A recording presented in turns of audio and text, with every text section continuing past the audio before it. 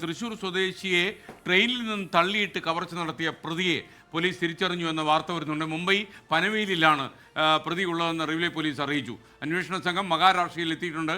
Gokul K Venugopal Kozhikode നിന്നും ഇതിൻ്റെ വാർത്തയുടെ വിവരങ്ങളുമായി ചെയ്യുന്നു. പ്രിയ പ്രേക്ഷകർക്ക് അറിയുന്ന പോലെ ജ്യോതിർഗമയ തുടരുമ്പോൾ തന്നെ വാർത്തകളെ നമ്മൾ അവഗണിക്കില്ല, വാർത്തകളൊപ്പം നമ്മൾ സഞ്ചരിക്കുകയും ചെയ്യും. ഗോകുൽ, പറയൂ.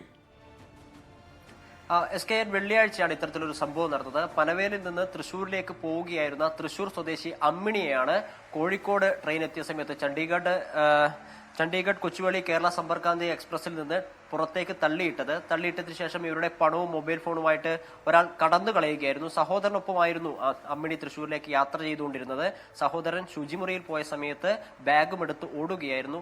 പിന്നാലെ ഈ അമ്മിണിയും ഓടി. പിന്നീട് ഈ ട്രെയിനിന്റെ വാതിലിന്റെ അടുത്ത് പിടിയും വലിയുമായ സമയത്ത് പുറത്തേക്ക് തള്ളിയിടുകയായിരുന്നു. ഇതിന്റെ കൂടെ ഈ പ്രതിയും റെയിൽവേ ട്രാക്കിലേക്ക് വീണു.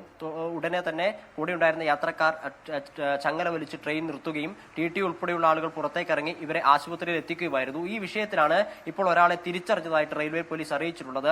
ഇതിന് പിന്നാലെ തന്നെ വന്നിട്ടുള്ള മറ്റൊരു ട്രെയിനിൽ ഈ പ്രതി മഹാരാഷ്ട്രയിലേക്ക് കടന്നു എന്ന വിവരമാണ് നമുക്ക് ലഭിക്കുന്നത്. ഇയാളെ തിരിച്ചറിഞ്ഞിട്ടുണ്ട്, ഉടനടി തന്നെ പിടികൂടും എന്ന വിവരമാണ് നമുക്ക് ലഭിച്ചിട്ടുള്ളത്. ഉത്തരേന്ത്യക്കാരനാണ് എന്ന് പറയുന്നു. പേര് വിവരങ്ങളൊന്നും ലഭ്യമായിട്ടില്ല. അല്പസമയത്തിനകം തന്നെ ആ വിവരങ്ങൾ നമുക്ക് കൊടുക്കാൻ സാധിക്കും എന്നാണ് കരുതുന്നത്. എന്തായാലും ഈ പരിക്കേറ്റ സ്ത്രീയെ, അമ്മിണിയെ, ഒരു പ്രാഥമിക ചികിത്സയ്ക്ക് ശേഷം കോഴിക്കോട് മെഡിക്കൽ കോളേജ് ആശുപത്രിയിൽ പ്രവേശിപ്പിക്കുകയും അവിടെ ചികിത്സ നൽകിയതിനു ശേഷം അവരെ തൃശ്ശൂരിലെ അവരുടെ വീട്ടിലേക്ക് പറഞ്ഞയക്കുകയും ചെയ്തിട്ടുണ്ട്. SKN. Okay, thank you Gokul K Venugopal.